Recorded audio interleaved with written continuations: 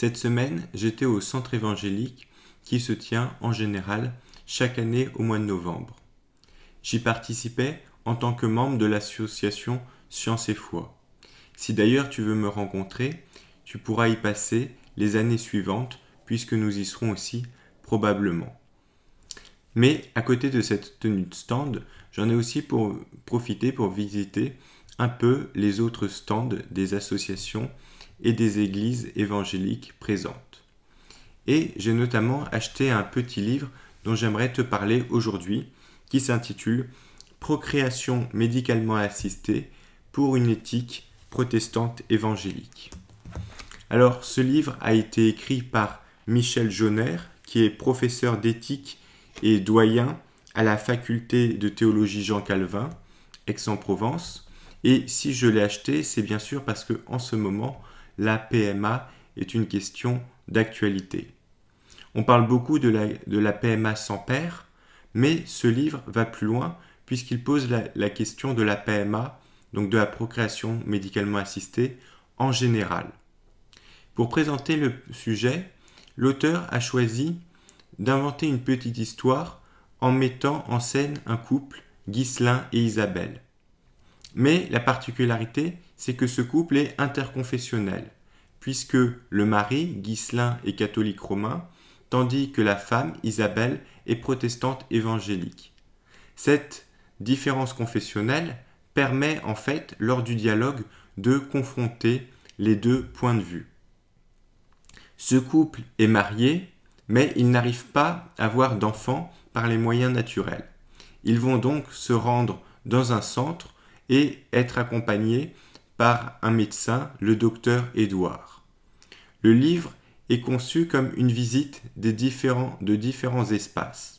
Il y a tout d'abord le service d'accueil au chapitre 1, puis la PMA homologue ou endogène au chapitre 2, c'est-à-dire la PMA dans laquelle est impliqué uniquement les gamètes du couple, puis le chapitre 3 traite de la PMA hétérologue ou exogène, c'est-à-dire une PMA où il y a l'apport au moins d'une gamète venant d'un membre extérieur au couple.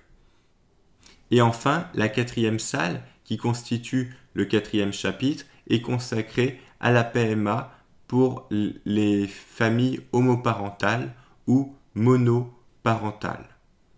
Le livre se conclut ensuite par un cinquième chapitre qui fait un peu le bilan et enfin un petit épilogue pour conclure l'histoire.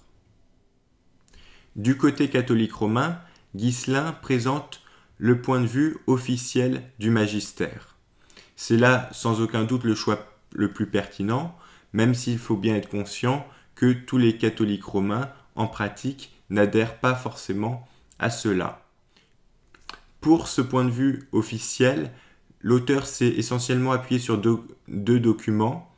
Le premier, Donum Vitae, est une instruction de la Congrégation pour la doctrine de la foi, publiée en 1987. Et le deuxième, c'est La dignité de la procréation, publié par la Conférence des évêques de France en mars 2018. Du côté d'Isabelle, la protestante évangélique, il n'y a bien sûr pas de magistère officiel. Et l'auteur précise très justement, en introduction, qu'il existe différentes positions sur ce sujet au sein du monde évangélique. Il en relève trois principales. D'un côté, ceux qui vont complètement refuser la PMA, le principe même de la PMA.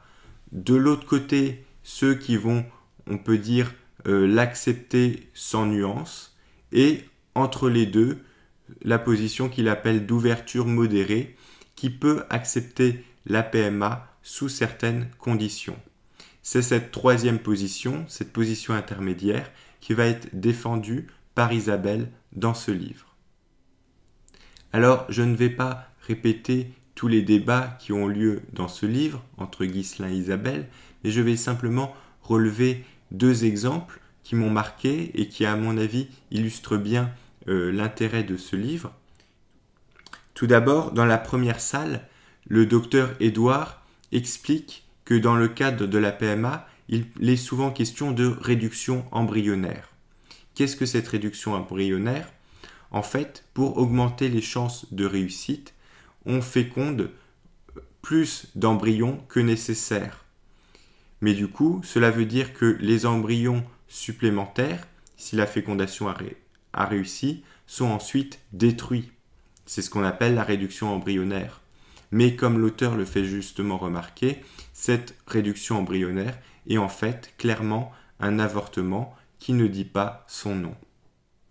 Le deuxième exemple que j'aimerais prendre se situe dans la troisième salle, celle où on fait intervenir au sein de la PMA un donneur extérieur au couple.